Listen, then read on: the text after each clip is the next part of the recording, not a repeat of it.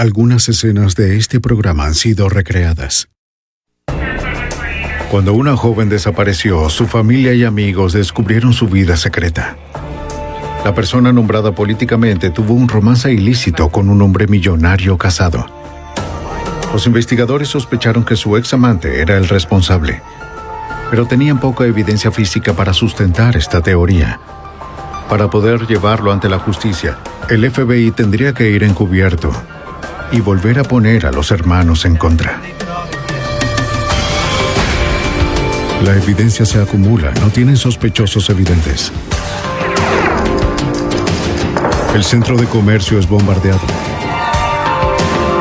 Ted Kaczynski es arrestado. Fugitivo a un prófugo.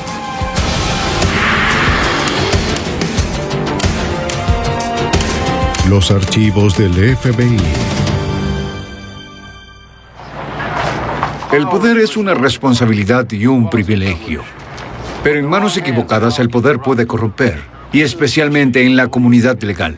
Para el exfiscal general adjunto del estado de Delaware, perder de vista su juramento de defender la justicia resultaría letal. Soy Jim Kallstrom, exdirector del FBI en Nueva York. Cuando un abogado prominente trató de ponerse por encima de la ley, le correspondía al FBI probar que la justicia es ciega. Obsesión mortal. Filadelfia, Pensilvania, jueves 27 de junio de 1996. En el exclusivo restaurante Panorama, el prominente abogado de Delaware, Thomas Capano, separado de su esposa, cenó con su amante Anne-Marie Fehmy, la secretaria del gobernador de Delaware. A pesar de la luz de las velas y el vino, su estado de ánimo era sombrío. Anne-Marie le dijo a Capano que quería terminar con la relación. Capano estaba molesto con su decisión.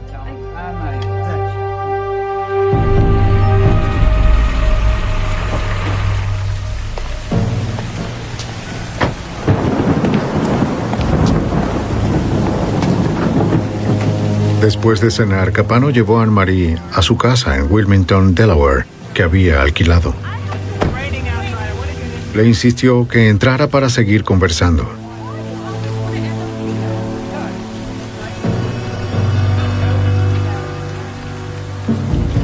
No quería que su romance terminara.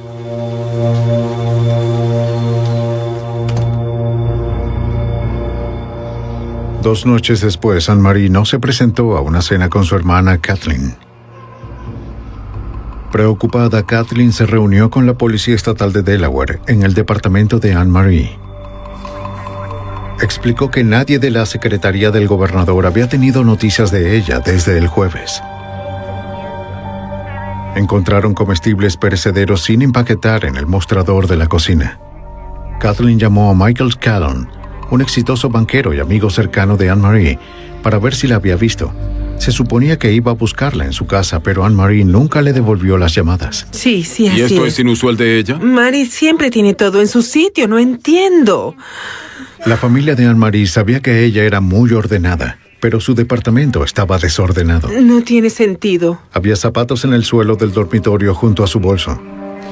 Un traje de vestir caro se quedó en su caja de regalo. Esto no es normal. No, para nada. El detective registró su cartera, encontró su billetera e identificación, aunque sus llaves no estaban.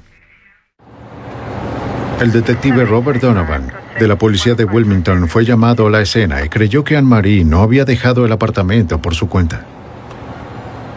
A partir de la información que están proporcionando, dijeron que ella no es el tipo de persona que se va, que camina por el vecindario o que va a algún lugar sin que alguien sepa dónde está. Ya saben, es típico de una mujer, cuando va a algún lado, ella lleva su cartera, billetera, su identificación o algo. Detective Donovan. En la habitación, Kathleen encontró un paquete de cartas de un hombre llamado Thomas Capano. Encontré estas cartas, no estoy segura de que... Le declaraba su amor por ella. Kathleen y Scallon estaban perplejos. Anne-Marie nunca había mencionado a Capano. No es nadie que conozcamos. Aunque la hermana de Anne-Marie nunca había oído hablar de él, el detective Donovan sí. Thomas Capano era un hombre poderoso en el estado de Delaware. Tom Campano tenía muchas influencias. Fue en un momento dado el número 2 de la ciudad de Wilmington. Era el asesor legal principal del gobernador del estado. Era muy cercano con algunos representantes estatales, senadores estatales, extremadamente cercano con algunos jefes de policía retirados de la ciudad de Wilmington. Muy influyente. El detective encontró el diario de Anne-Marie en su habitación y leyó la última página. Esa página del diario evidenció su alivio al terminar su relación amorosa con Capano. Decía, por fin le he puesto fin a Tom Capano. Qué maníaco tan controlador e inseguro. No parece para nada una relación feliz. Para nada. Los oficiales visitaron a Thomas Capano a las 3:39 de la mañana. Separado de su esposa y padre de 4 hijas, Capano, de 47 años, vivía en una casa alquilada situada a pocos minutos del departamento de Anne-Marie.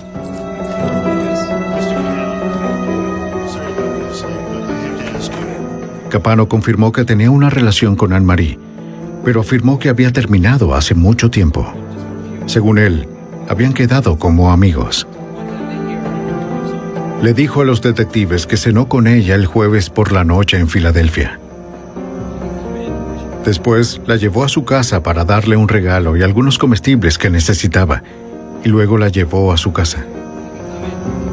Cuando se le preguntó, Capano afirmó que no había visto a Anne-Marie desde entonces, ni se sorprendió de que estuviera desaparecida. Capano explicó que Anne-Marie tenía el viernes libre. Tal vez había decidido irse de viaje el fin de semana. La describió como muy temperamental y a veces suicida. Le sugirió a la policía que esperaran hasta el lunes por la mañana, que probablemente aparecería en el trabajo. Entonces le preguntamos si ella, de hecho, estaba en su casa, ya sabes, y si tendría problemas con que revisáramos en su casa. Dijo que tendría un problema porque sus hijos estaban con él el fin de semana y estaban arriba durmiendo. Sin embargo, Anne-Marie no se presentó a trabajar el lunes. Los investigadores regresaron a su edificio y hablaron con su vecina de abajo. ¿Puedes decirme algo sobre lo que ocurrió anoche? La vecina había estado afuera el fin de semana, pero recordó haber escuchado un solo par de pasos en el apartamento de Anne-Marie el jueves por la noche alrededor de las 9:45. Normalmente oiría tacones altos. Parecían más pesados de lo normal, posiblemente de hombre. No oyó nada más después de esa noche.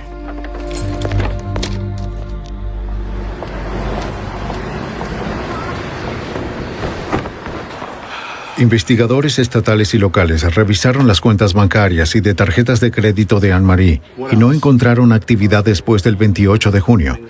Los amigos y parientes informaron que no la habían visto ni oído hablar de ella desde ese día. Aquí. Al parecer, Thomas Capano fue la última persona que vio a Anne-Marie Fahey.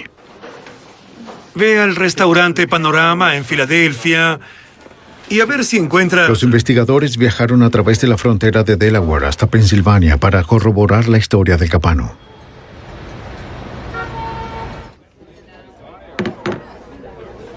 Hablaron con la camarera que atendió a la pareja el 27 de junio a eso de las 7 de la noche.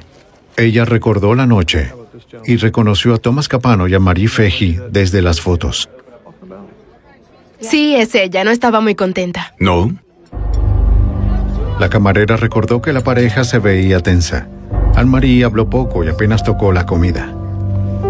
Después de que ella le entregó la cuenta a Capano, él se la pasó a Anne-Marie, quien firmó con su nombre en la factura. La camarera nunca escuchó nada de la conversación, ya que la pareja dejaba de hablar cada vez que ella se acercaba a la mesa. Lo siento, es todo lo que tengo. ¿Ella lo firmó? Sí, así fue. Los investigadores se reunieron con varios amigos cercanos de Anne-Marie, quienes describieron un asunto ilícito que comenzó casi 3 años antes. En 1993, Anne-Marie Fahey, de 27 años, conoció a Thomas Capano en la oficina del gobernador. No, Tom Capano. Anne-Marie Fahey. A pesar de su trabajo de alto perfil, quedó impresionada por el poderoso abogado y se sintió halagada cuando llamó su atención.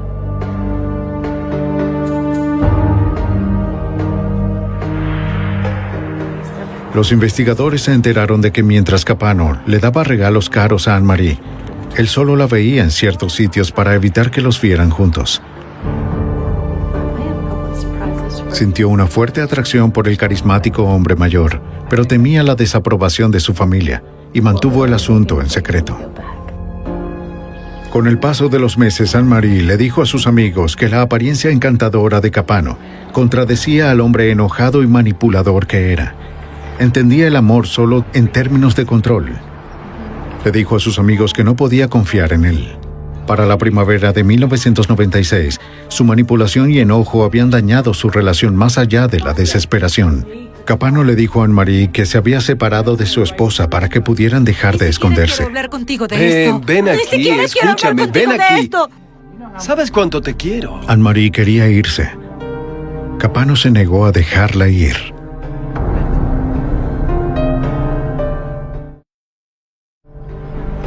Los detectives se enteraron de que poco antes de que Anne-Marie desapareciera, comenzó a ver a Michael Scallon, a quien encontró solidario y estable. Era la relación que siempre había esperado.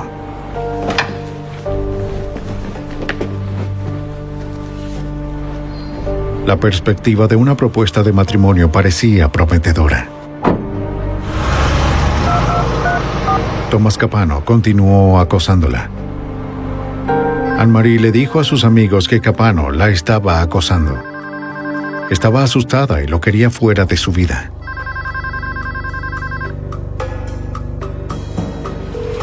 Capano se negó a aceptar el rechazo. A Tom Capano nunca le habían dicho que no. Pensó que podía controlar todo en su vida y todo en la vida de los demás. Finalmente, alguien, Anne-Marie Feggi, se le enfrentó y le dijo que no, que ya ha tenido suficiente y Tom no podía soportarlo. La familia Feggi publicó una recompensa de $10,000 por información relacionada con la desaparición de Anne-Marie. Estamos aquí todos reunidos. Durante el fin de semana del 4 de julio, cientos de ciudadanos preocupados ayudaron a la policía a llevar a cabo una búsqueda masiva en un parque local donde Anne-Marie trotaba a menudo. Hasta el gobernador se unió a la búsqueda. Los que la conocen y aman a Anne-Marie. No encontraron rastro de la secretaria desaparecida. El caso se convirtió en una investigación federal desde que Anne-Marie, una residente de Delaware, fue vista por última vez en Pensilvania.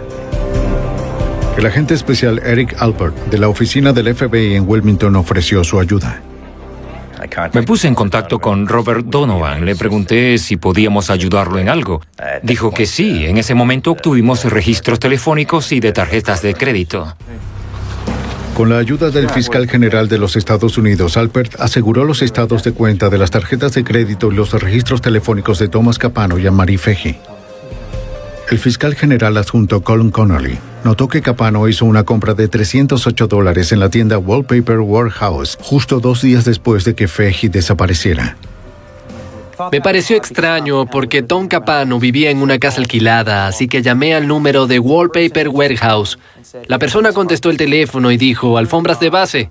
De inmediato vi a Bob Donovan y ambos tuvimos la misma reacción. Dijimos, Dios mío, debió haberla enrollado en una alfombra. Los investigadores ahora creen que Thomas Capano mató a Anne-Marie Feggi, pero necesitaban algo más que una corazonada para convencer a un juez de que había causa probable para una orden de registro en la casa de Capano. En julio de 1996, agentes y detectives locales se centraron en el abogado Thomas Capano. Sospechaban que era responsable del asesinato de su ex-amante, Anne-Marie Feggi. 2 días después de su desaparición, Capano había comprado una alfombra nueva. Para el fiscal general adjunto Colin Connolly, esto levantó sospechas de que Capano había escondido el cuerpo de Anne-Marie en una alfombra y se lo había llevado de su casa. Hasta ese momento teníamos motivos probables para creer que Tom Capano había desempeñado un papel en la desaparición de Anne-Marie Feggi, pero lo que no teníamos era una causa probable para registrar su casa. Con la esperanza de establecer una causa probable para obtener una orden de registro, los investigadores se enteraron de que el ama de llaves de Capano había limpiado la casa 4 días antes de la desaparición de Anne-Marie. Añadió que Capano canceló su servicio la semana siguiente, alegando que la casa no necesitaba limpieza ya que sus hijos no se habían quedado a dormir. El detective rápidamente notó la inconsistencia en la historia de Capano. La noche que fue interrogado en su casa, el abogado dijo que sus hijos estaban arriba durmiendo. 3 semanas después, el ama de llaves se regresó a la residencia y notó algo que le pareció extraño.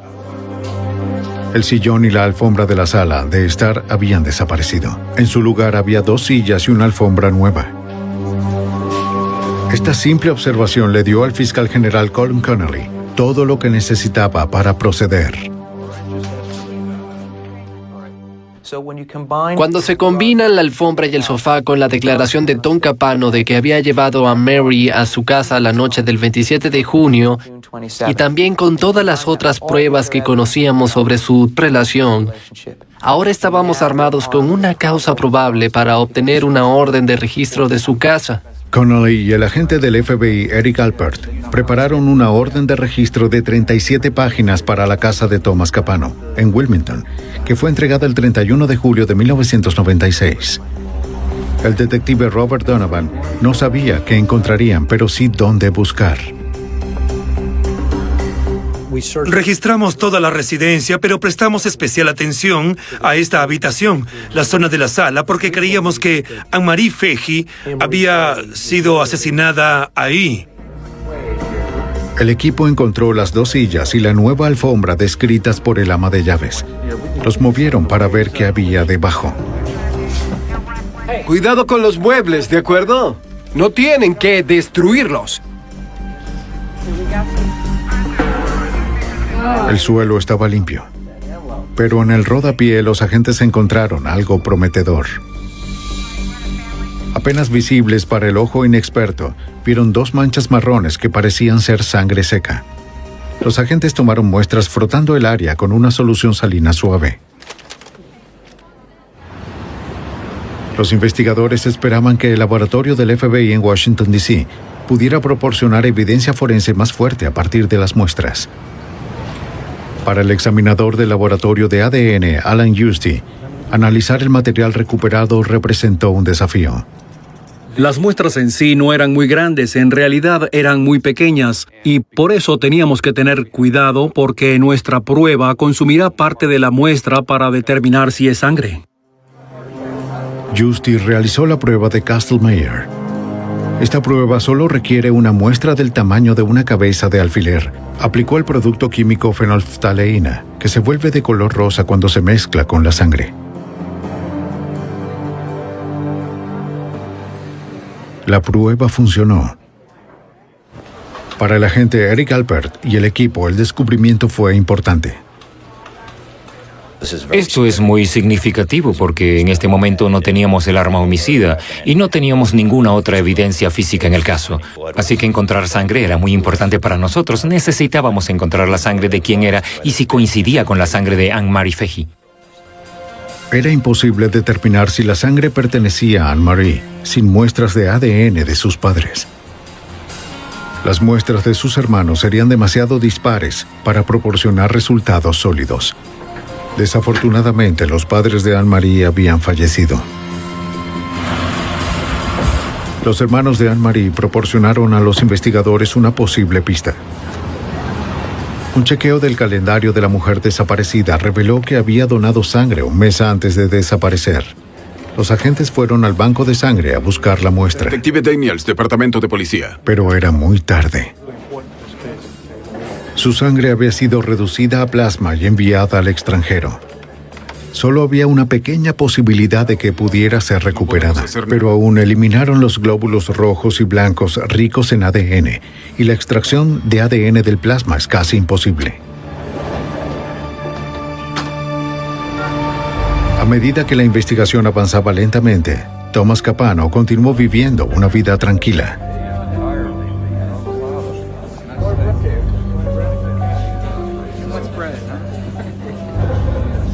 Como el mayor de 4 hermanos, siempre había sido el favorito de sus padres y el hijo que había logrado el éxito en todo lo que buscaba.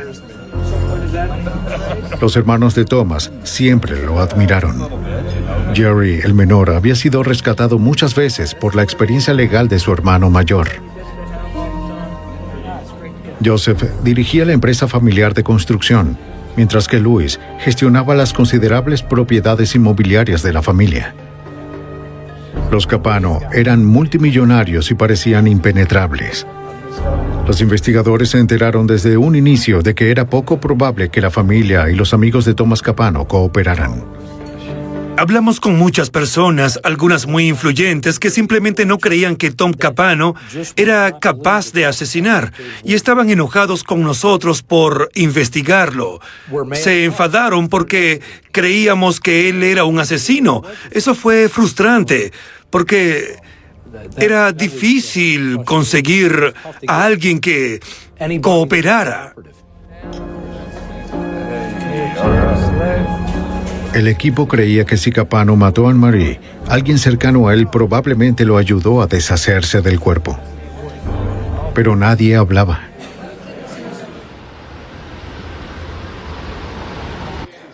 Sin cuerpo, sin muestra de ADN, sin arma homicida y sin la cooperación de sus amigos, el caso federal contra Thomas Capano era débil.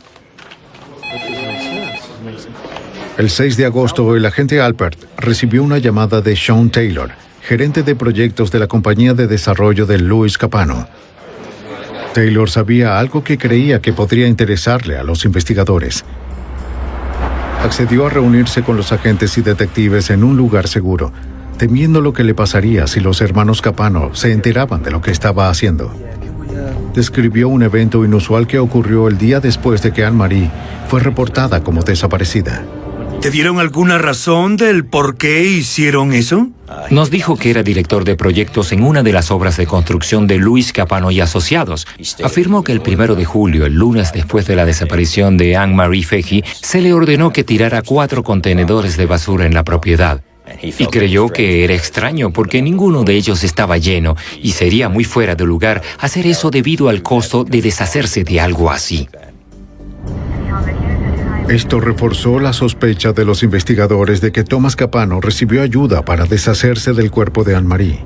Hace unas 2 semanas. A la compañía de construcción de Louis Capano se le entregó una citación para los registros de los contenedores de basura, a medida que los investigadores comenzaron a aumentar la presión sobre la poderosa familia Capano. Necesito hablar contigo. Toma, llévale esto, Bob. Esperaban que uno de los hermanos se enfrentara a Thomas y le contara a las autoridades sobre la desaparición de Anne-Marie. Tus metidas de pata me están volviendo loco. Los lazos entre los hermanos comenzaron a tensarse. Tienes que apegarte a la historia. Pero Thomas se las arregló para mantener a todos a raya. Solo apégate a la Bajo juramento, Louis negó haber ordenado el vaciado de los contenedores de basura. Sin desanimarse, los investigadores continuaron investigando su mejor pista. Rastreamos ese contenedor. Fuimos a la compañía de transporte y descubrimos exactamente cuándo lo habían retirado. Descubrimos el vertedero al que había sido llevado y fuimos a ese lugar. A mediados de agosto, un equipo de recuperación de pruebas llegó al vertedero de Delaware. Los trabajadores señalaron la zona donde se habían vaciado los contenedores de basura.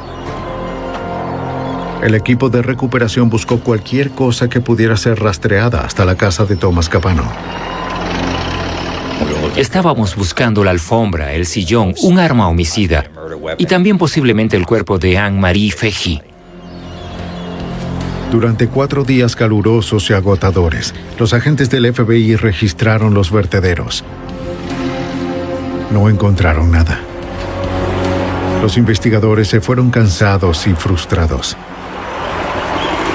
A pesar de sus fuertes sospechas, no tenían suficientes pruebas para presentar cargos. A los agentes, detectives y fiscales les pareció que Thomas Capano se había salido con la suya, con el asesinato perfecto. En agosto de 1996, agentes del FBI y las autoridades de Delaware continuaron buscando pruebas contra Thomas Capano por el asesinato de su examante Anne-Marie Fahey. Llevaba desaparecida 8 semanas y se presume que fue asesinada por su examante millonario. Como explica el agente del FBI Eric Alpert, los investigadores no tenían evidencia física que apoyara esa teoría. Hubo varios desafíos en esta investigación. No teníamos el arma homicida, ni una escena del crimen, ni cuerpo, ni testigos que se presentaran y nos dieran información sobre lo que había sucedido. El 6 de septiembre, los investigadores recibieron la llamada que esperaban. El plasma sanguíneo que Anne-Marie había donado un mes antes de su desaparición había sido recuperado justo antes de llegar a Europa. Necesito que firme esto. Sí, está bien. Los agentes necesitaban una muestra conocida del ADN de Anne-Marie para compararla con la muestra desconocida de las manchas de sangre encontradas en la casa de Capano. Pero el examinador de ADN, Alan Giusti, no sabía si el plasma sería suficiente. El problema con la extracción de ADN del plasma es que el plasma es la porción de sangre que se separa de las células sanguíneas y las células sanguíneas son las que contienen el ADN. Así que cuando se trabaja con plasma, en realidad se trabaja con una fuente muy pobre de ADN. Para su sorpresa, encontró glóbulos rojos residuales en el plasma. Esto le permitió recuperar una pequeña cantidad del ADN de Anne-Marie. Comparó su secuencia de ADN con la secuencia de la fuente desconocida.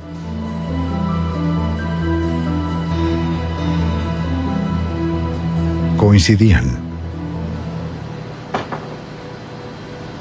Solo había una pequeña posibilidad de que las manchas de sangre en la casa de Capano no pertenecieran a Anne-Marie Fehí.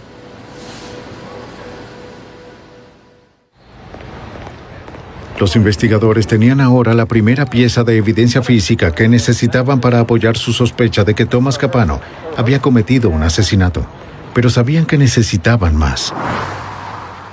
Los registros telefónicos de Capano revelaron que había llamado a una mujer llamada Debbie McIntyre desde Stone Harbor, New Jersey, el 28 de junio, la mañana siguiente de la desaparición de Anne-Marie.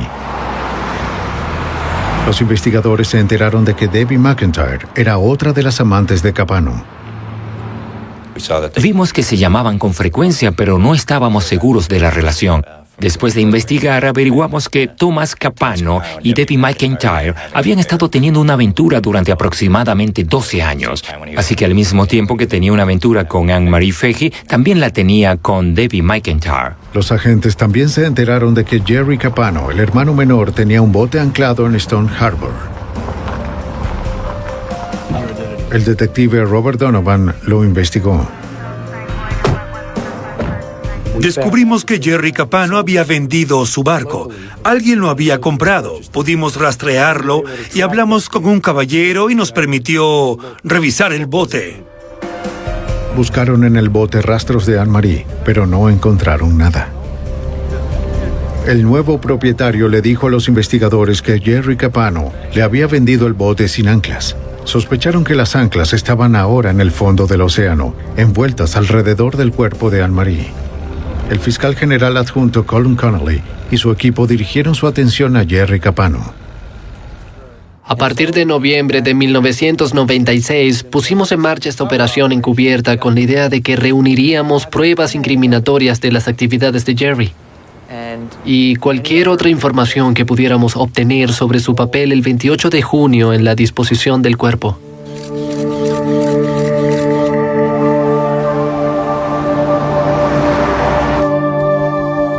Si los agentes se reunieran suficientes pruebas para presentar cargos federales contra Jerry, podrían presionarlo para que hablara sobre el papel de su hermano en el asesinato.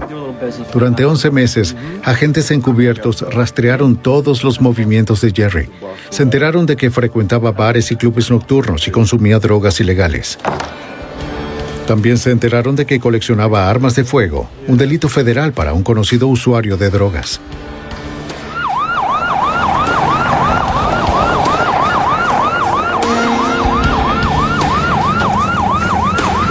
La noche del 9 de octubre de 1997, 15 meses después de la desaparición de Anne-Marie Fehí, el FBI, asistido por la ATF, allanó la casa de Jerry Capano. Para él fue toda una sorpresa. Un amigo con antecedentes penales estaba con él en el garaje. Si los agentes encontraban narcóticos ilegales almacenados y armas en la misma casa, tendrían las pruebas físicas necesarias para proceder con su cooperación. Encontraron un pequeño arsenal de armas en el armario de la habitación del hijo de 3 años de Jerry. El agente Alpert registró la lavandería cerca de la cocina. Revisó toda la ropa de Jerry. La colección de rifles y pistolas de Jerry no era ilegal en sí, a menos que encontraran drogas ilícitas en el lugar. El agente Alpert las encontró. Encontró cocaína y marihuana. Ahora los investigadores tenían lo que necesitaban para acusar a Jerry Capano por posesión de armas de fuego. También podrían imponer cargos por poner en peligro a los niños. No hicieron ninguna de las dos cosas.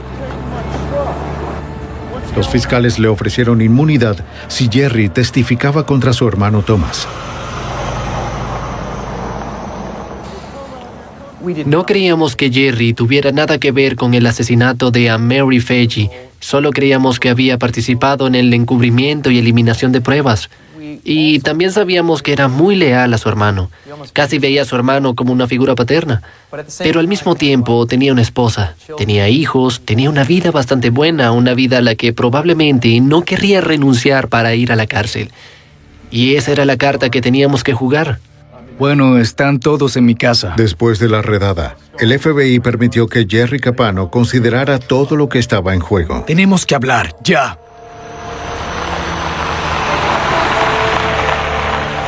Se vio obligado a elegir entre su hermano, su esposa e hijos. Ni siquiera lo intentes conmigo. La presión para Jerry Capano era enorme. Camionetas se llevaron todo. No solo era uno de los aliados más cercanos de Thomas Capano, sino también su hermano. Los investigadores no estaban seguros de si Jerry cooperaría. Aunque lo hiciera, no tenía forma de saber si podía ayudarles a llevar al poderoso Thomas Capano ante la justicia.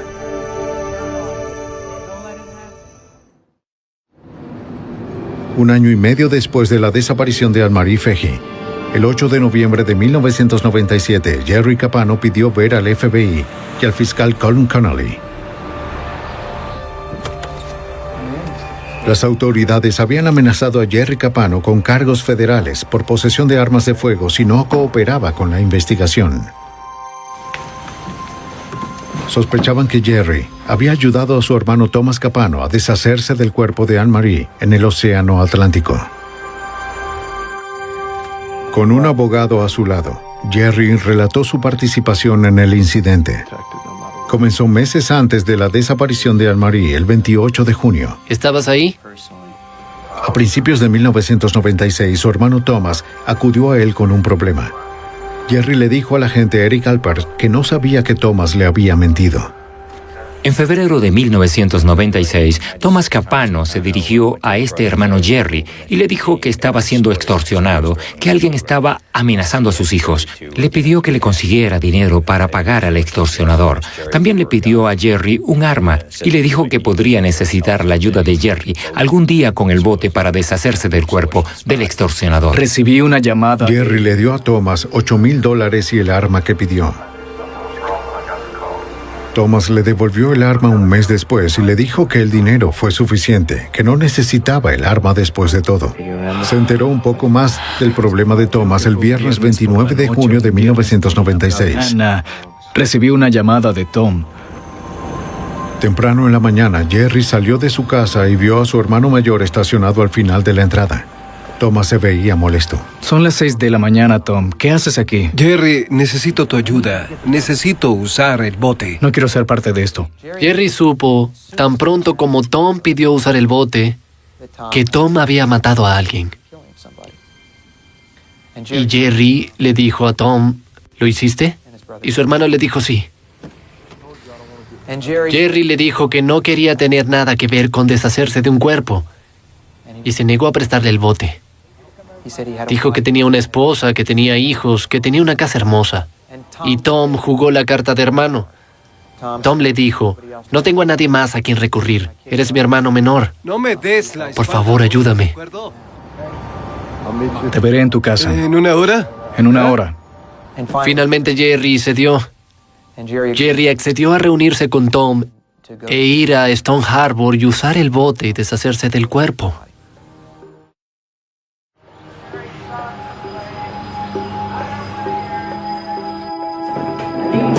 Ya en la casa, se encontraron en el garaje donde Thomas le pidió a Jerry que le ayudara a cargar una nevera pesada en su camión. Nunca abrió la nevera, pero Jerry creía que el cuerpo del extorsionador estaba ahí. Muy bien, vamos por la... Solo quedó la alfombra. ¿Qué vas a hacer con esta alfombra? Jerry le dijo a su hermano que no la llevara al bote porque probablemente no se hundiría. Sí, vamos. Cuando llegaron a Stone Harbor, Nueva Jersey, llevaron la nevera por el muelle a plena vista. Era una nevera común usada por los pescadores en la marina, lo suficientemente grande como para llevar un amplio suministro de cebo. Nadie pensaría mal sobre dos hombres que llevaban una nevera pesada a un bote.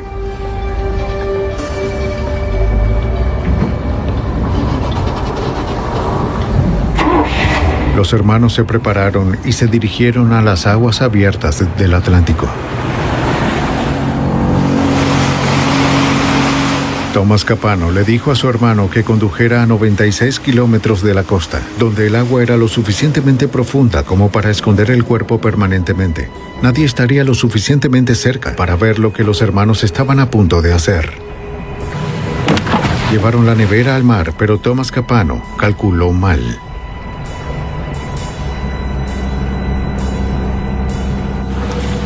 El ataúd improvisado flotó. Thomas le ordenó a Jerry que le disparara a la nevera para hundirla.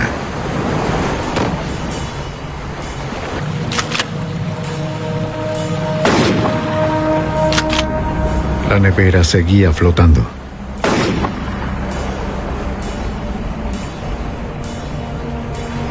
El abogado la recuperó y decidió hundir el cadáver solo. Su hermano menor no quería ser parte de esto. Se movió a la parte delantera del barco mientras Thomas envolvía las anclas del barco alrededor del cuerpo. Lo que Jerry Capano vio después fue crítico para el detective Robert Donovan. Jerry volteó y le preguntó a Tom, ¿terminaste? ¿Ya terminaste? Y Tom le dijo, sí, ya terminé. Y cuando Jerry voltea a ver a Tom, ve una pantorrilla y un pie hundiéndose.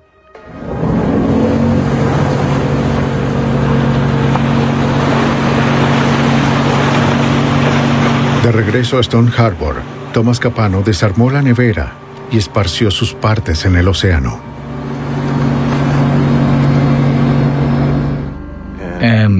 Tom dijo que necesitaba que volviera a la casa, que él tenía algo más que hacer y necesitaba mi ayuda. El trabajo no estaba terminado. Envolvió su tobillo con Su hermano necesitaba deshacerse de más pruebas. Tom le dijo, necesito tu ayuda para deshacerme de este sillón. Jerry ve una mancha en el sillón que estaba justo a la altura de los hombros, una mancha grande. La describió como una mancha de sangre del tamaño de una pelota de baloncesto. Haz algo al respecto. Los investigadores creen que la mancha fue causada por un disparo fatal en la cabeza de Anne-Marie.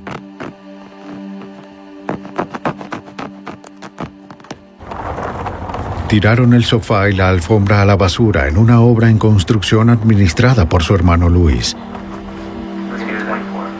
Jerry no tenía nada más que decir. Cuando se supo que Jerry había cooperado con los investigadores, su hermano Luis apareció con su abogado 2 días después. Esta conversación es un registro oficial. Luis Capano se retractó de su declaración anterior y admitió que había obedecido las órdenes de Thomas de vaciar los contenedores de basura antes de lo previsto. El FBI comenzó a vigilar a Thomas Capano las 24 horas. Creían que el presunto asesino podría intentar matar a sus hermanos para evitar que testificaran.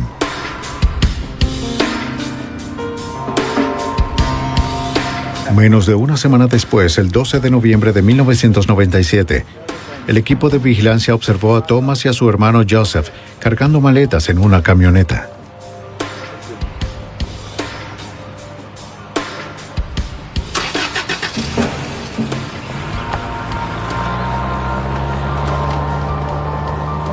Se dirigían hacia el aeropuerto. El agente Alpert temía que Thomas huyera de la jurisdicción.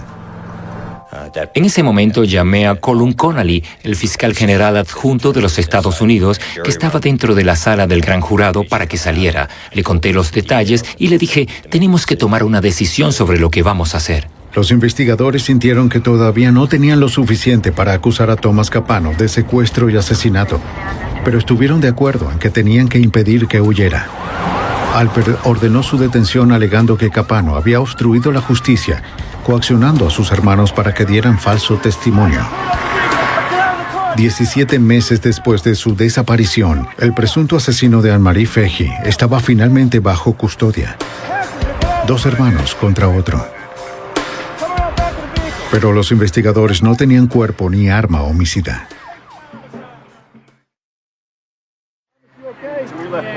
El 12 de noviembre de 1997, el FBI arrestó al prominente abogado de Delaware, Thomas Capano. Era el principal sospechoso del asesinato de Anne-Marie Feghi. Su hermano menor, Jerry, dijo que Thomas había tirado el cadáver al Océano Atlántico.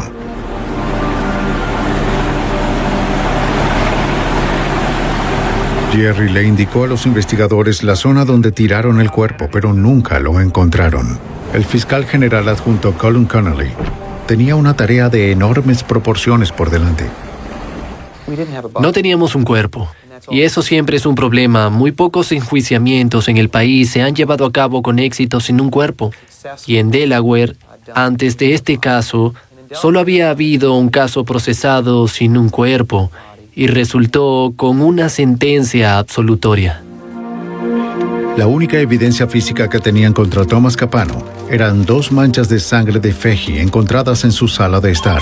Mientras los investigadores preparaban el difícil proceso, el agente especial Eric Alpert descubrió algo que podría fortalecer su caso.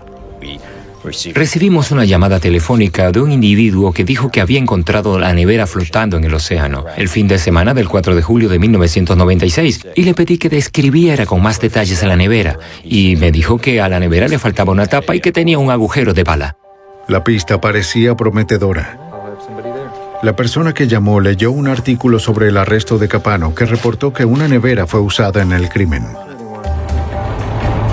Pero la historia nunca mencionó que faltaba la tapa o que una bala la había perforado. Alpert inmediatamente condujo hasta Bay City, Nueva Jersey, para comprobar la pista.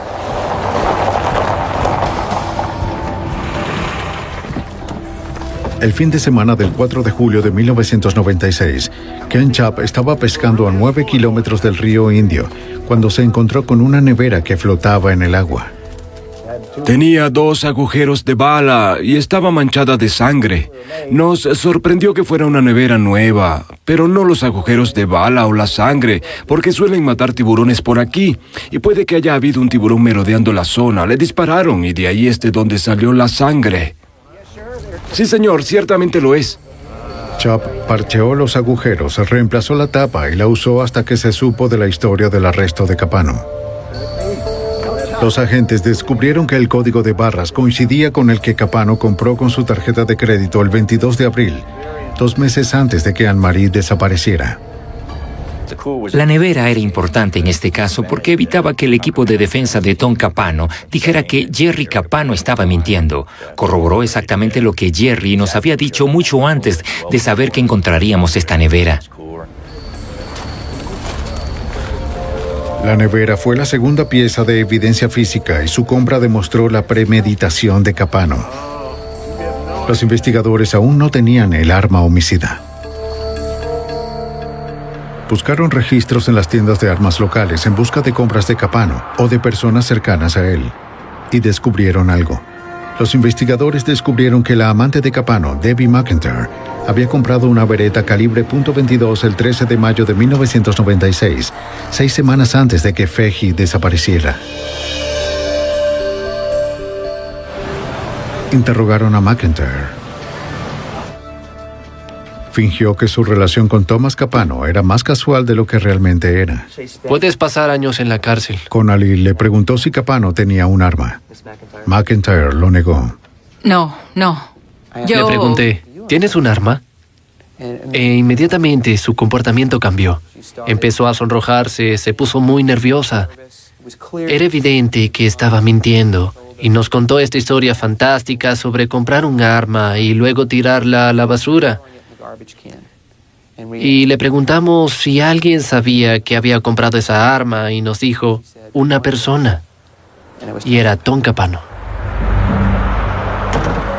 Connolly señaló que si McIntyre le suministró el arma a Capano, ella había cometido un delito grave.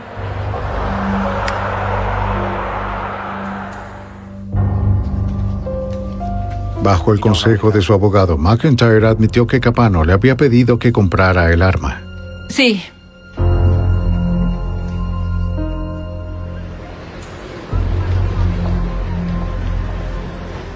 El juicio comenzó el 26 de octubre de 1998.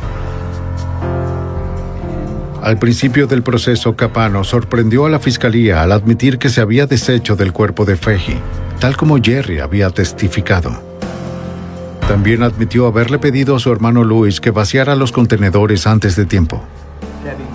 En el estrado de los testigos, Capano contó su propia versión de los hechos de la noche del 27 de junio de 1996. Después de cenar, él y Anne-Marie volvieron a su casa.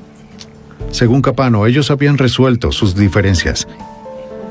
Estaban disfrutando de la compañía uno del otro cuando Debbie McIntyre irrumpió en su casa. ¿Qué haces aquí? ¿Quién es ella? ¿Qué te ¿Viniste sucede? con esta mujer? ¿Qué haces en mi casa? ¡Tú te voy a...! Enfadada y triste, McIntyre amenazó con suicidarse. ¡Mira lo que hiciste! Anne-Marie murió instantáneamente.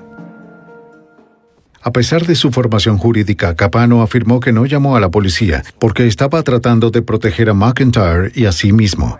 Además dijo que la nevera iba a ser un regalo para su hermano, pero decidió usarlo como ataúd.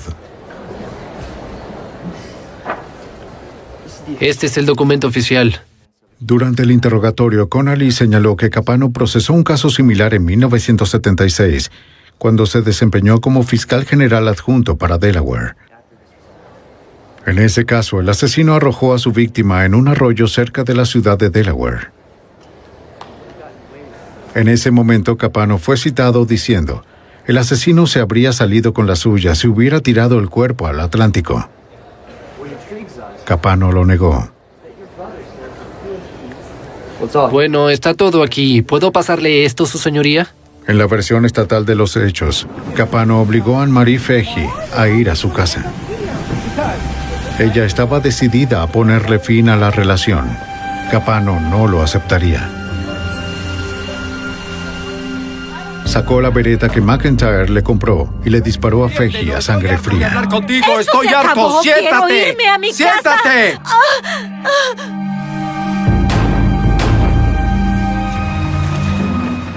Luego la metió en la nevera.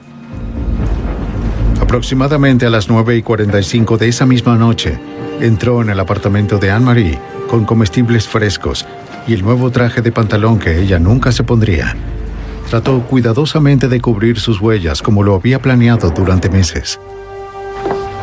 El 17 de enero de 1999, el jurado emitió un veredicto. Señor Foreman, ¿el jurado tiene un veredicto? Sí, su señoría, lo tenemos. Por favor, de pie. Basado en el testimonio de su hermano, la evidencia de sangre y la nevera recuperada, el una vez prominente abogado y millonario Thomas Capano fue encontrado culpable de asesinato en primer grado. Pudimos reafirmar la fe de mucha gente en el sistema judicial. Ahora el sistema funciona. Creo que hemos hecho justicia. Tengo una muy buena relación con la familia Fahey.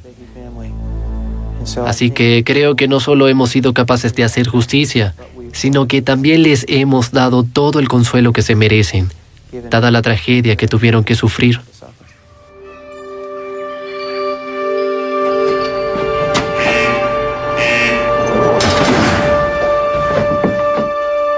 El jurado fue más allá, sentenciando a Capano a la cámara de gas. Era la primera vez en la historia de Delaware que un acusado había sido encontrado culpable de un crimen capital sin un cuerpo o un arma homicida. Capano ahora está en el corredor de la muerte esperando apelar.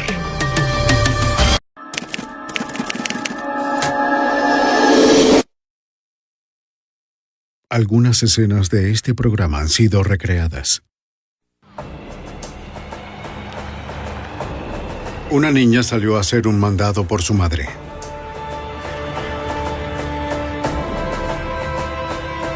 Con el pasar del tiempo se hizo evidente que no estaba simplemente deambulando por allí. ¡Vicky! Sin pistas de su paradero, las autoridades locales pidieron la ayuda del FBI. Vicky Lynn Hoskinson iba a solo unas cuadras. Sin embargo, su búsqueda se extendería hacia 3 estados. La evidencia se acumula, no tienen sospechosos evidentes. El centro de comercio es bombardeado. Ted Kaczynski es arrestado. Fugitivo a un prófugo.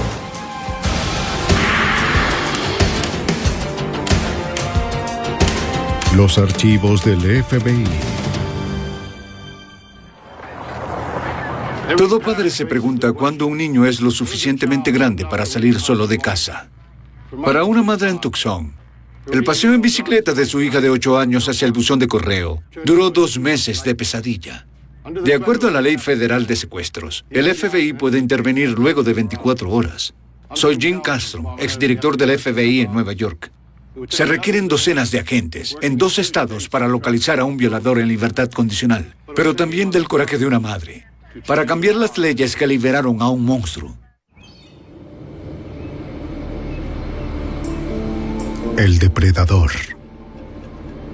Lunes 17 de septiembre de 1984. Alrededor de las 3 de la tarde en Flowing Wells, Arizona, en las afueras de Tucson, Vicky Lynn Hoskinson, de 8 años de edad, acababa de regresar a casa del colegio y ayudaba a su mamá a enviar una tarjeta de cumpleaños atrasada a su tía.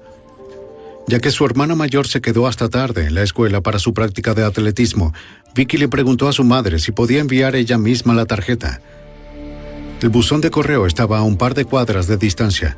Luego de pedirle que estuviese en casa antes de las 3:30, Debbie Carlson le concedió el permiso a su hija pequeña. Según la señora Carlson, el viaje al buzón de correo y de vuelta tomaba menos de 10 minutos.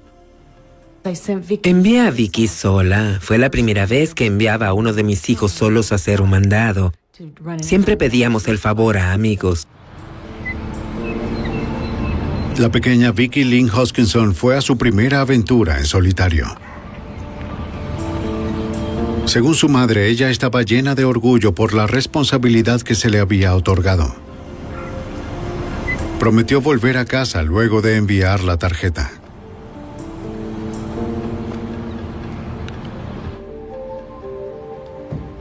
«20 minutos después de que Vicky se fuera, Debbie Carlson se tranquilizó al oír el sonido de la puerta principal. ¿Stephanie? Y sorprendida de ver que se trataba de Stephanie, la hermana mayor de Vicky. Su práctica de atletismo fue cancelada. Vicky fue al buzón de correo. La señora Carlson le dijo que Vicky fue a enviar una tarjeta, pero no había regresado. Está bien. Stephanie pensó que su hermana estaba jugando en casa de un amigo. Stephanie me dijo, yo la busco, probablemente esté en casa de Jennifer. Así que, por segunda vez, en un mismo día, envié a uno de mis hijos sin compañía. Stephanie encontró la bicicleta de Vicky abandonada a un lado de la calle. ¡Vicky! Ella llamó a su hermanita. ¡Vicky! Corrió a casa para contárselo a su mamá. ¡Vicky! Eso fue una señal de alerta para mí, porque Vicky nunca habría dejado su bicicleta en el medio de la calle. Era su orgullo y su alegría. La cuidaba como su posesión más preciada. Debbie Carlson manejó hacia el lugar con su hija para recoger la bicicleta de Vicky. ¿Vicky? Stephanie preguntó en las casas cercanas para saber si alguien había visto a su hermanita. ¡Vicky! Nadie contestó. No hay nadie en casa. Luego de meter la bicicleta abandonada de Vicky en el auto, la señora Carlson se sintió muy angustiada. Iba camino a casa y yo comencé a llorar desconsoladamente. Yo sabía que algo estaba mal, algo tan atípico. Estaba mal. ¿Cuándo fue? la última vez que vio a su hija? La señora Carson llamó a la oficina del alguacil del condado de Pima. También llamó al señor Carson al trabajo. Su hija pequeña había estado desaparecida por menos de 90 minutos, pero la preocupación en la comunidad creció rápidamente. La reacción de todos fue la misma, que algo estaba mal. Había algo que no estaba bien en toda esta situación. Debbie Carson proporcionó fotos de Vicky a los oficiales del departamento del alguacil del condado de Pima. La policía recorrió su ruta para saber dónde pudo encontrar problemas. Su destino era el buzón de correo frente a una tienda cerca de una intersección concurrida, a algunas cuadras de distancia de su casa. Sí, señor. ¿Cómo está? Soy Tony Kernan, de la comisaría de policía. El oficial le preguntó al gerente si había visto a la niña. ¿Esta niña? ¿La reconoce? ¿La ha visto? El gerente reconoció a la niña de visitas pasadas, pero no la había visto ese día. ¿Ha visto a esta niña en las últimas 2 horas? Los oficiales interrogaron también a los vecinos del vecindario. Buscaron primero en casa de su mejor amiga. La señora Spencer dijo que ni ella ni su hija habían visto a Vicky ese día. Luego, su hijo de 5 años habló. ¿Has visto a Vicky? El niño dijo que Vicky había pasado más temprano a buscar a Jennifer. Luego de decirle que no estaba, Vicky se fue a su casa, al parecer luego de enviar la carta.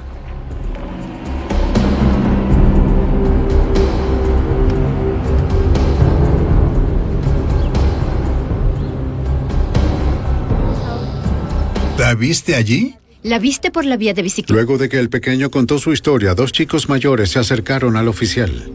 Hola chicos, ¿cómo están? Quiero preguntarles algo. Ellos dijeron que también habían visto a Vicky partir en su bicicleta desde la tienda. ¿Con alguien? ¿Recuerdan algo? Minutos antes de pasar por su lado, ellos vieron un auto negro pequeño con placas de California que iba muy lentamente. Ellos lo pasaron en sus bicicletas.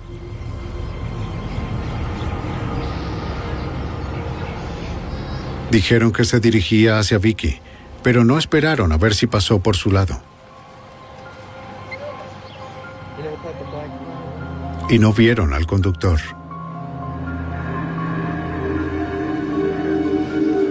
Un auto de otro estado que avanza lentamente y aparece al mismo tiempo en el que Vicky desapareció, les pareció sospechoso a los investigadores.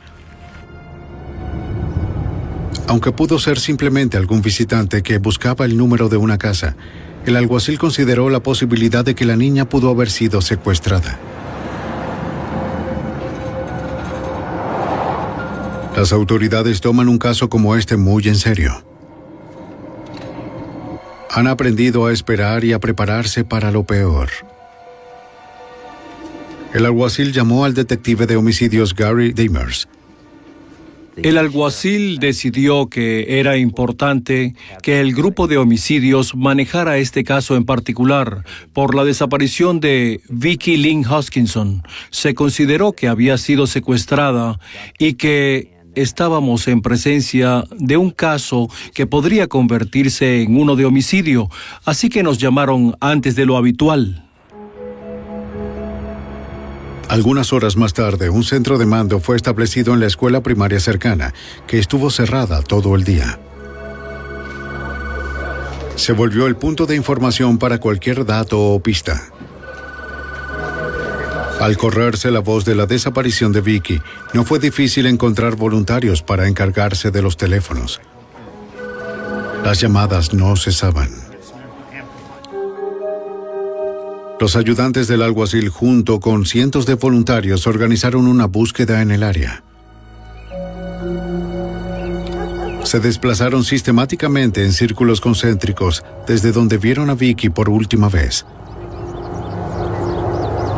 Revisaron el área buscando señales de la niña. Pero no encontraron nada. Ni siquiera los perros pudieron detectar su rastro. Cuando te das cuenta, los minutos se vuelven media hora, luego 1 hora. Y más fuerza policial y agentes empezaron a llegar. Gente del vecindario también vinieron y todos estaban buscando a Vicky. Un agente permaneció en la casa en caso de recibir nueva información o una llamada para pedir rescate. Las horas pasaron sin ninguna respuesta.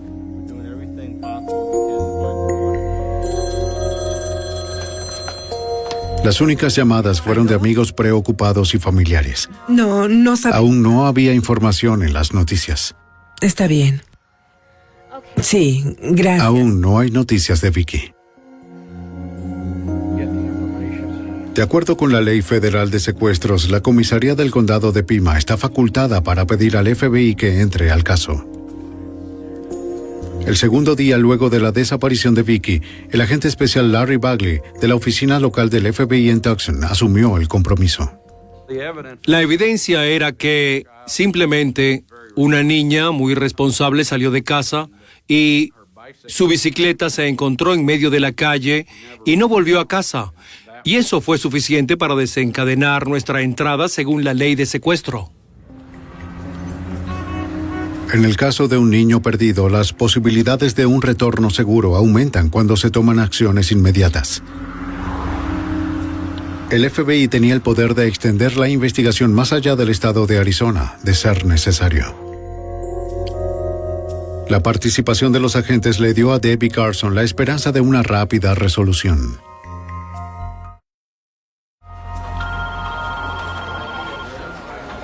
Unas cuadras más lejos, en el centro de mando de la escuela primaria, agentes y voluntarios continuaban trabajando en los teléfonos. Hasta ahora parecía que todo Tucson sabía de la desaparición de la niña de 1,20 m, 60 kilos y cabello castaño. Muchas personas llamaban. Gracias. Algunos eran bromistas. Otros simplemente estaban desinformados. Todas las llamadas debían contestarse, filtrarse y procesarse. Finalmente, entre docenas de esperanzadores pero inútiles indicios y pistas, una llamada dio una luz de esperanza. Una mujer llamó para informar que creía haber visto a Vicky Lynn Hoskinson en el centro comercial la noche anterior. Disculpe, ¿puedo hablar con el detective? Era vendedora de una juguetería. Deja eso ahí. ¡No! ¡Quiero esto! Les dijo a las autoridades que una mujer con un sombrero de ala ancha entró con una niña disgustada parecida a Vicky Lynn. La mujer intentó calmar a la niña con un juguete. $15. Ella pagó la compra en efectivo, que sacó de un sobre. La vendedora también notó que la mujer llevaba una bolsa de compra de otra tienda en el centro comercial. ¡No lo quiero! Luego de pagar, ambas discutieron acerca de lo que cenarían. La vendedora accedió a ir al centro de mando para ayudar con un retrato hablado. A partir de su descripción, el artista de la policía creó un dibujo de la clienta. Era la primera pista real. Por la forma en que el trato de la mujer a la niña fue descrito, los investigadores creyeron que pudo haber perdido a una niña e intentaba desesperadamente reemplazarla con otra. Aunque era reconfortante pensar que Vicky era cuidada por su secuestrador, la teoría tenía algunas inconsistencias persistentes para el agente Bagley. Era bastante improbable para mí que alguien se hubiese llevado a Vicky y luego fuera con ella a un lugar público para ser visto con ella. Además del hecho de que Debbie dijo que Vicky Lynn jamás estaría con un extraño en público sin intentar escapar. Pero quizás Vicky no huyó lejos de la mujer porque no era una extraña para ella. La cara me parece conocida. Los investigadores volvieron al vecindario de Vicky con la esperanza de que alguien pudiese reconocer el retrato hablado y proporcionar un nombre. Gracias, muy bien. Que tengan un buen día. No encontraron quien pudiese hacerlo. Varias pistas que identificaban o personas que creían haber identificado a esta mujer fueron llamados a testificar. Y cada una de esas pistas fue investigada por un investigador o un detective. Disculpe, señora. Los investigadores revisaron el centro comercial, incluyendo la tienda de la bolsa de compra que la mujer llevaba. Una bolsa de esta tienda. ¿Podría usted revisar estos retratos? La vendedora reconoció a la mujer y recordó que una niña estaba con ella. Incluso comentó que la mujer usaba un sombrero de ala ancha que no fue incluido en el retrato. Esa mujer tenía un sombrero grande. A medida que nuevos testigos aparecían, todo Tucson mantuvo la respiración, con la esperanza de que Vicky Lynn Hoskinson fuese encontrada viva.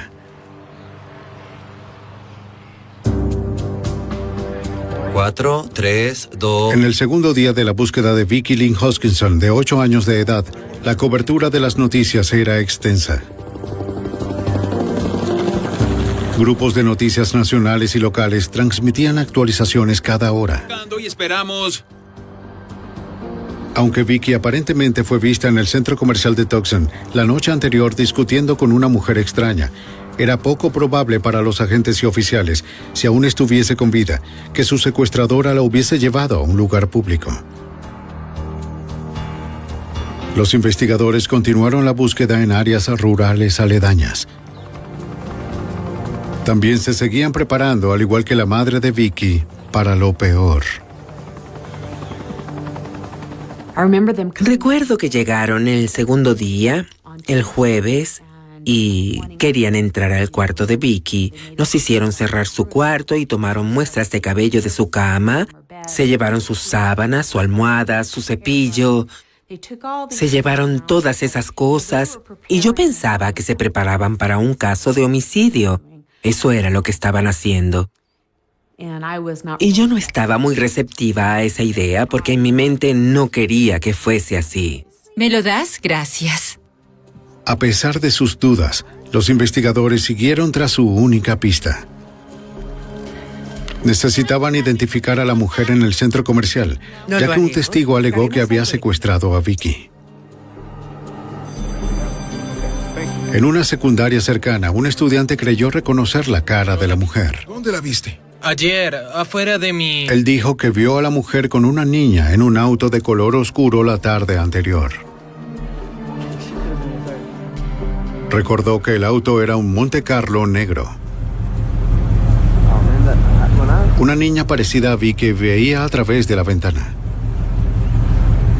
A él le parecía que la mujer que manejaba era como la del dibujo.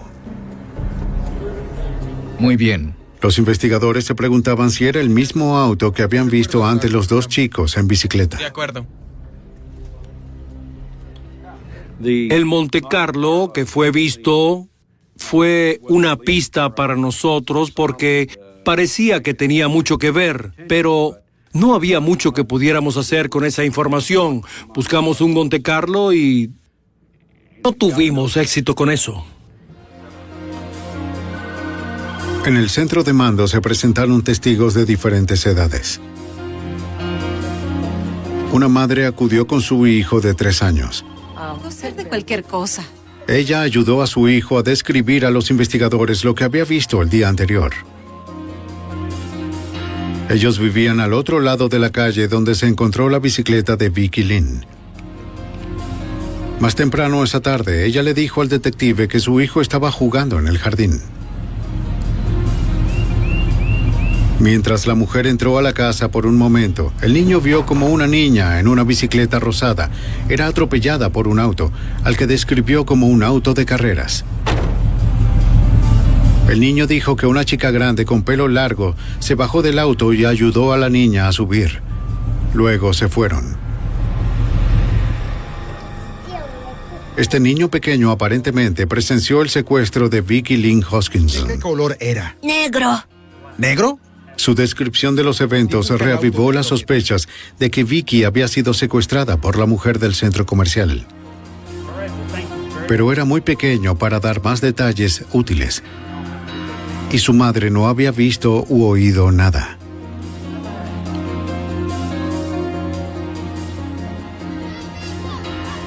Los agentes revisaron el lugar donde se encontró la bicicleta de Vicky Lynn para ver si algo se había pasado por alto.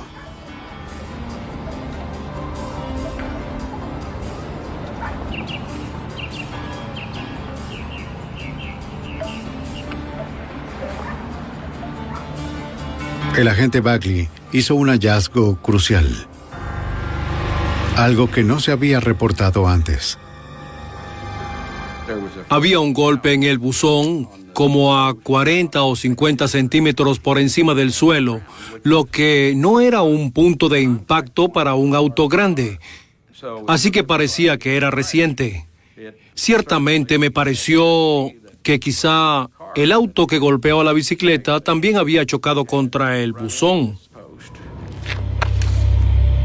Él supuso que el auto negro y pequeño con placas de California, visto a pocos metros, pudo ser el auto que golpeó el buzón a esa altura. No hay evidencia de que... Los agentes preguntaron si algún otro investigador recibió reportes de un auto negro fuera de su estado en el área. Un detective sí lo recibió. Sí, pude verlo. Más temprano ese día, había tomado una declaración de Sam Hall, el entrenador de la escuela primaria. Hall dijo que había visto un auto sospechoso en el patio de la escuela, cerca de las 3 de la tarde, el 17 de septiembre, 20 minutos antes de que Vicky fuese vista por última vez en el vecindario. Dijo que primero vio el auto negro y bajo, con etiquetas de California, manejando lentamente cerca del patio de la escuela. Luego se dio cuenta de que el conductor estaba mirando a los niños que jugaban. Describió al conductor como un hombre con cabello largo y barba. Simplemente no me pareció que estuviese bien. Hall le dijo al detective Damers que cuando miró la cara del extraño, un escalofrío le recorrió la espalda. Nos dijo que el vello del dorso del cuello se erizó cuando vio a este hombre, así que mantuvo la mirada puesta en este sujeto. Cuando el hombre empezó a alejarse, Hall tuvo la iniciativa de anotar el número de la placa. Sí, pude ver ese auto. El día siguiente, cuando el profesor de deporte escuchó que Vicky Lynn Hoskinson desapareció, creyó que su hallazgo podría ser relevante. Cuando obtuvimos el número de matrícula que nos dio Sam Hall y oímos su historia, me emocioné porque podría ser el dato que estábamos buscando. El FBI tardaría varias horas para rastrear el número de matrícula hasta el dueño del auto. Los investigadores no estaban seguros de que hubiese alguna conexión entre la extraña mujer en el centro comercial y el hombre con barba en el auto. Centro de mando. Cada investigador de este caso estaba cargado de muchas emociones porque con el pasar de las horas disminuía la posibilidad de que Vicky Lynn fuese recuperada sana y salva. El tiempo conspiró en su contra y la esperanza de un feliz regreso de Vicky Lynn empezó a decaer cuando el segundo día llegó a su fin.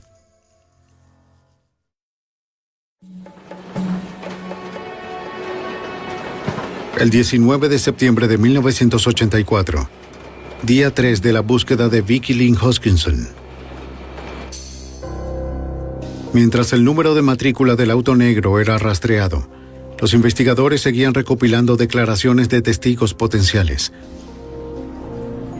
Otra mujer del vecindario describió cómo su hijo casi fue secuestrado.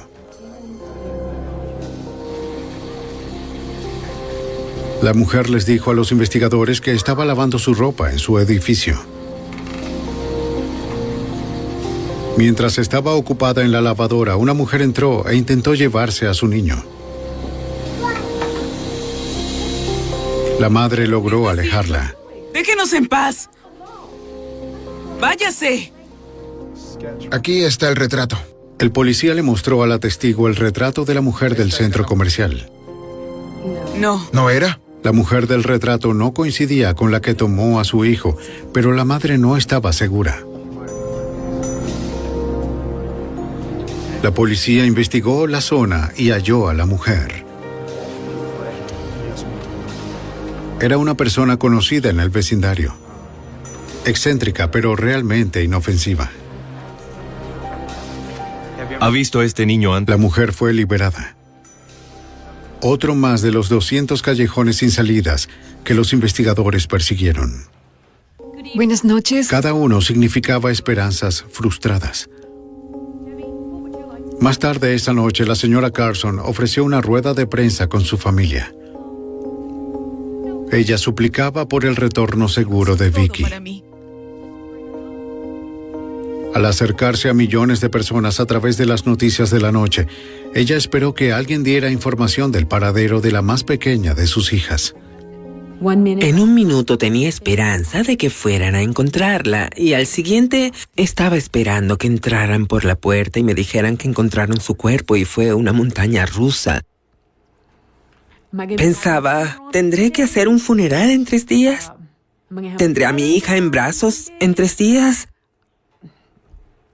¿Será uno de esos niños que están desaparecidos por siempre? El FBI estaba acercándose a la respuesta. El rastreo del número de la matrícula los guió a un hombre en Los Ángeles de 28 años de edad llamado Frank Jarvis Atwood. Los agentes le dieron la información al Departamento de Identificación del FBI para revisar sus antecedentes. Cerca de las 10 de la noche, recibimos por fax un expediente del Departamento de Identificación y esa información nos sorprendió porque nos dimos cuenta que ya existía una condena anterior por acoso a menores y otra por secuestro. Frank Atwood estaba actualmente en libertad condicional en California. El FBI en Arizona alertó a los agentes locales. Decidieron no decir nada a los Carson hasta tener más información. Señor Atwood. A la mañana siguiente, el cuarto día en el caso de Vicky Lynn Hoskinson, los agentes fueron a Los Ángeles, a la dirección en la que estaba registrado el auto de Atwood. Era la casa de los padres de Atwood, el general de brigada jubilado de la Armada Frank Atwood padre y su esposa. Señor Atwood, nos gustaría saber desde cuándo... Los Atwood reconocieron que su hijo había cometido crímenes en el pasado. También le dijeron a los investigadores que los había visitado días antes. No lo sabemos. Pero no sabían dónde estaba ahora. Los agentes le dijeron que podría estar involucrado en el secuestro de una niña y que el tiempo era un factor esencial. De acuerdo. Les dejaré mi tarjeta. Ninguno de los padres compartió alguna información. Si se pone en contacto con alguno de ustedes. Los agentes dejaron sus tarjetas por si Atwood tenía noticias nuevas. Su madre lo protegía mucho y su padre escuchó las súplicas de que quizás si actuábamos suficientemente rápido podríamos encontrar a Vicky Lynn con vida. Yo atiendo. Unas horas luego de que los agentes se fueran, los Atwood recibieron una llamada. Mamá. Era su hijo Frank. Necesitaba su ayuda. Dijo que su auto se averió en Texas y que necesitaba que le transfirieran dinero para poder arreglarlo. Su madre tomó nota de la dirección y le dijo que no se preocupara.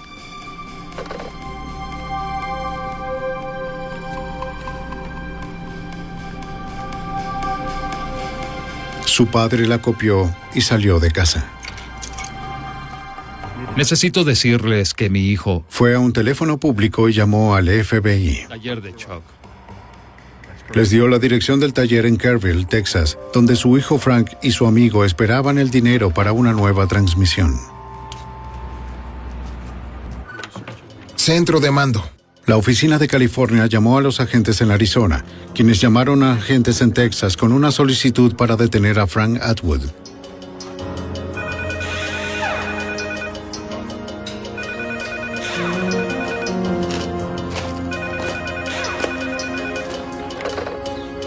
El FBI de Texas llamó al taller.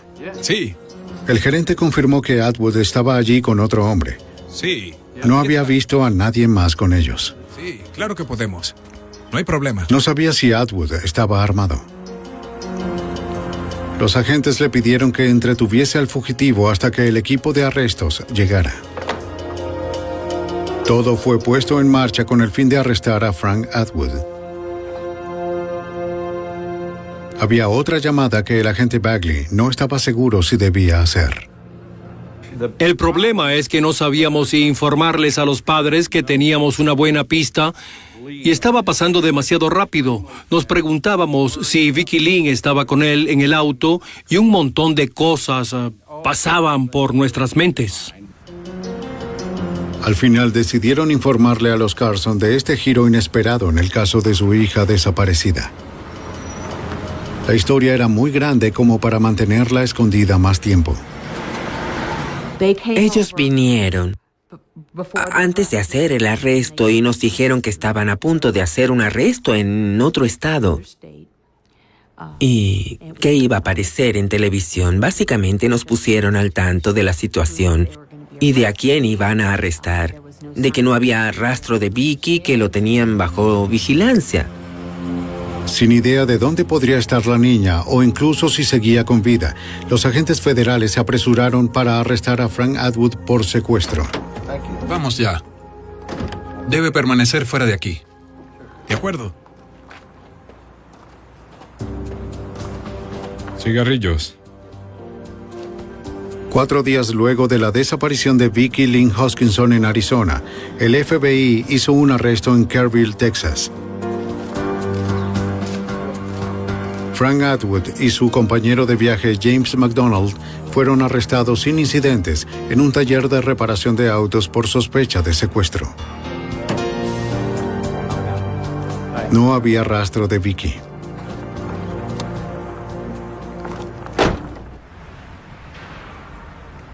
Gary Damers, de la comisaría de Tucson, fue a Texas para interrogarlo. Nos dijo que nos diría algunas cosas, pero que había otras sobre las cuales no hablaría con nosotros. Uno de los datos que aportó fue que, de hecho, estaba en el área de Tucson. Los antecedentes de Atwood por acoso a menores y secuestro lo convierten en un sospechoso en el caso. Atwood admitió haber estado en el vecindario de Vicky el 17 de septiembre, el día en el que ella desapareció. Dijo que estaba en un parque cercano. Y a las 3 de la tarde se fue para comprar drogas y volvió al parque 2 horas más tarde, alrededor de las 5. Frank no mencionó su paradero durante esas 2 horas restantes. Dijo que no era responsable por la desaparición de Vicky. James McDonald corroboró la historia de Atwood. Cerca de las 5:30, 6. Le dijo a los investigadores que el día en cuestión, él y Atwood tuvieron una discusión en el parque a las 3 de la tarde. Luego de eso, Atwood se fue en auto por alrededor de 2 horas. ¿Volviste a verlo? ¿Dónde estabas? McDonald dijo que cuando Atwood volvió, a las 5 de la tarde tenía sangre en sus manos y ropa. Atwood le dijo que había peleado con un traficante de drogas y lo apuñaló.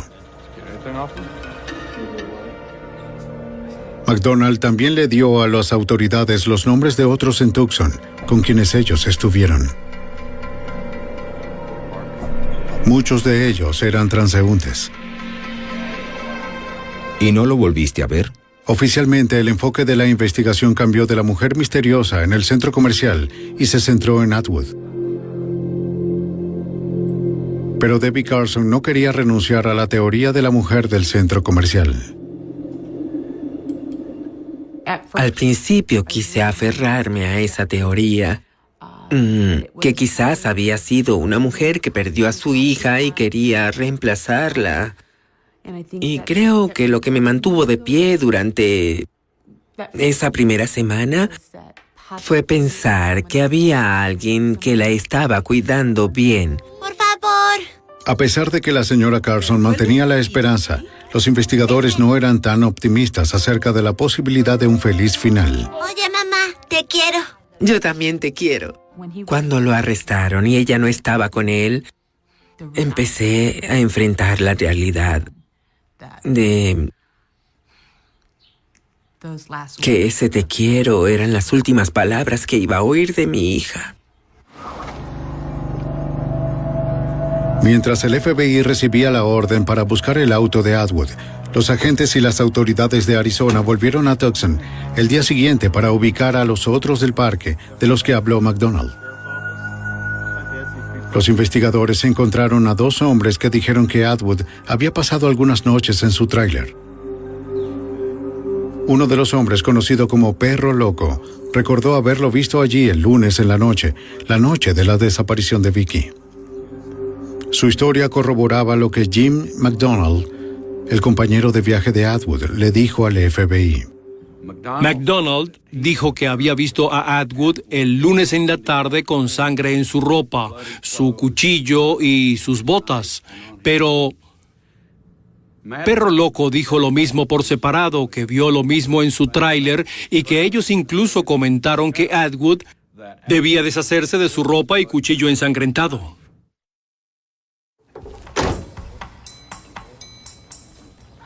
Los agentes presentaron una orden y buscaron en el tráiler cualquier evidencia que pudiese indicar secuestro o asesinato.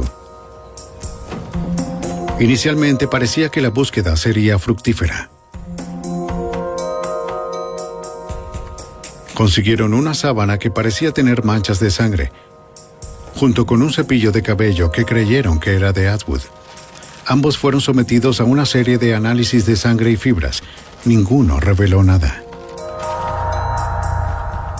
La ropa de Atwood y el cuchillo jamás fueron encontrados.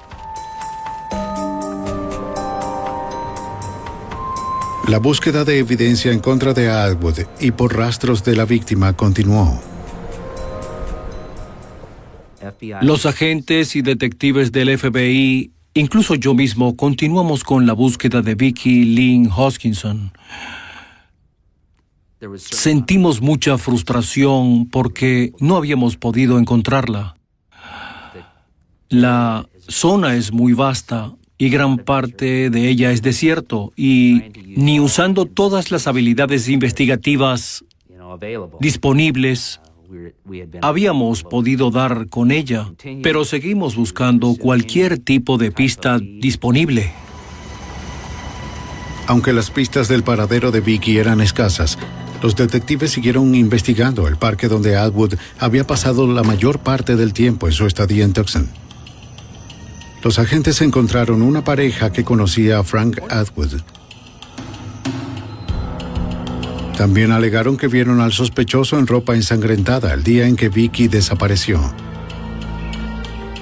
Al igual que a otros, Atwood les dijo que había apuñalado a un traficante de drogas. Si bien eso era posible, el momento de la puñalada, exactamente al mismo tiempo de la desaparición de Vicky, parecía ampliar la coincidencia.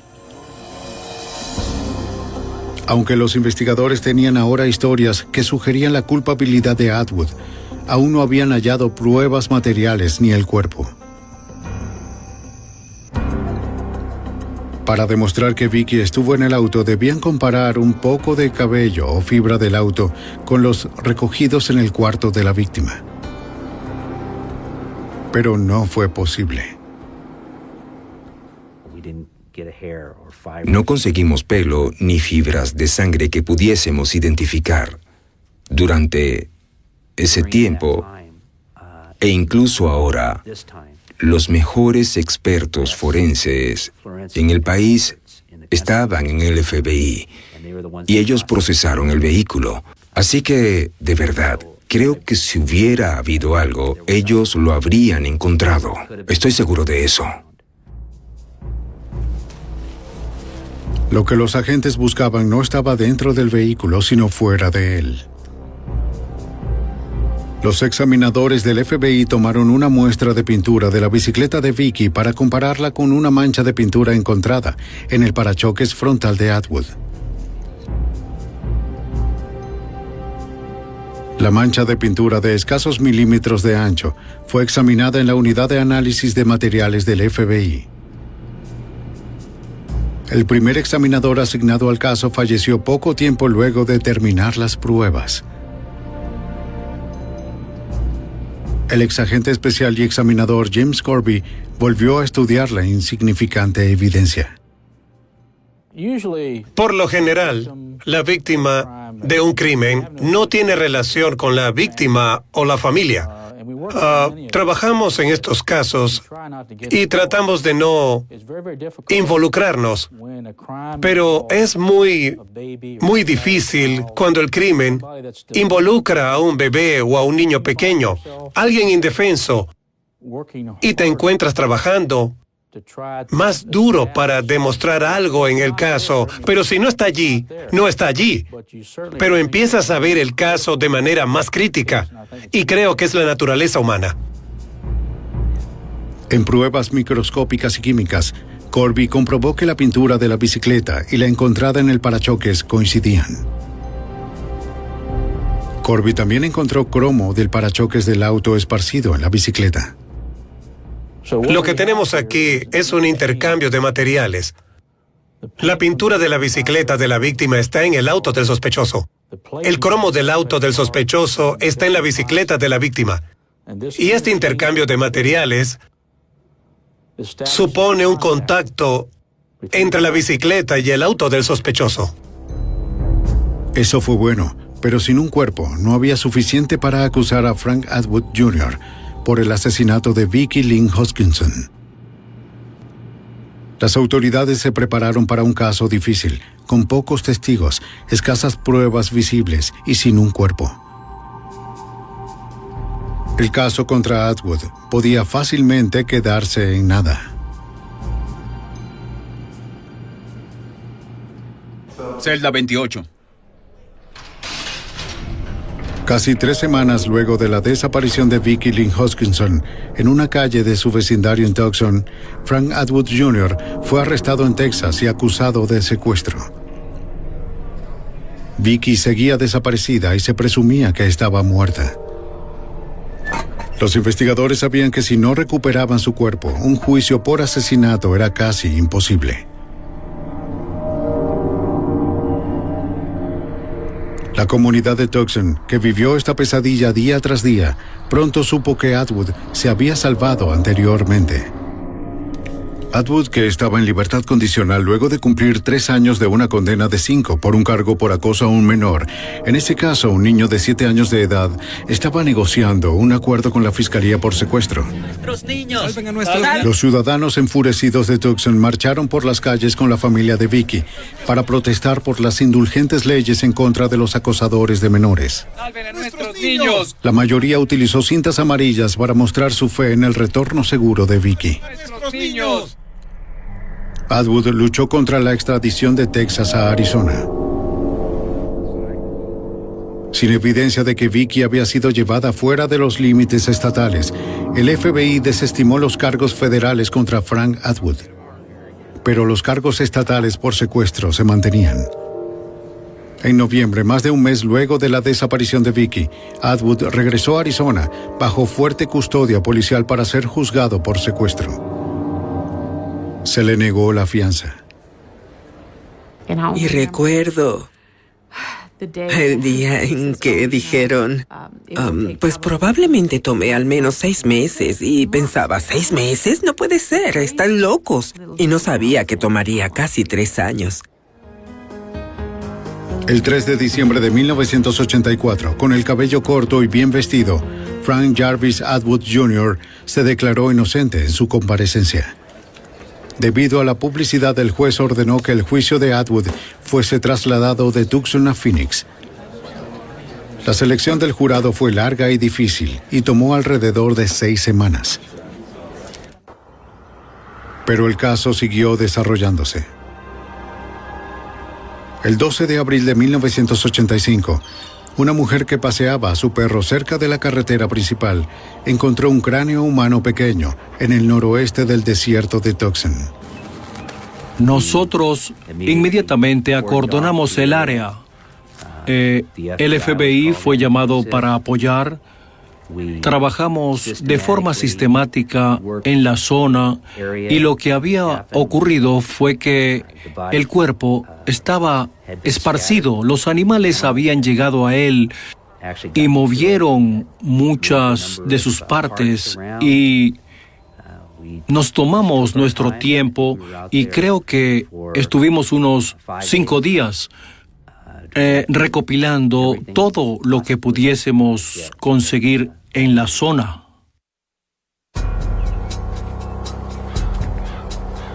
Alrededor de 100 personas recorrieron meticulosamente un tramo de desierto de 50 kilómetros cuadrados. Los investigadores fotografiaron toda la zona para registrar las condiciones del lugar. Los forenses marcaron las áreas donde se iban a recolectar las pruebas.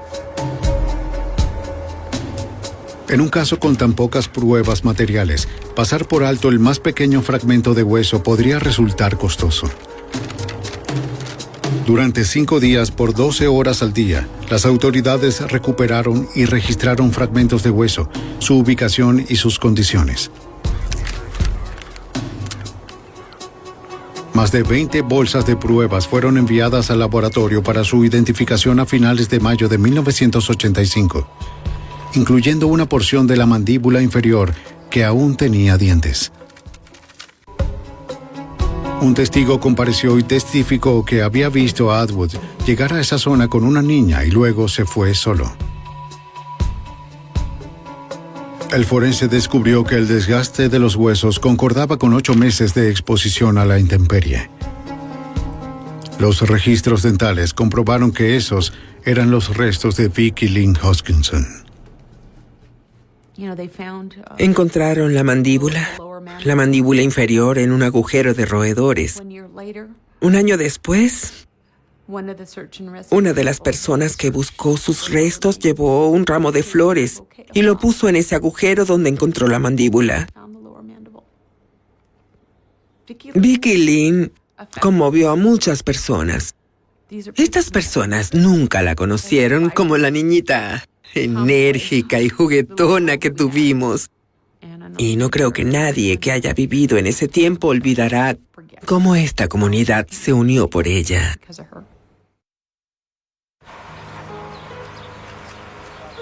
La familia de Vicki la sepultó el 30 de mayo de 1985.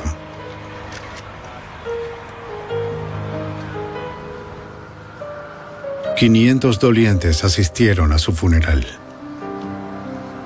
La comunidad estaba indignada porque la vida de una de sus miembros más jóvenes fue arrebatada.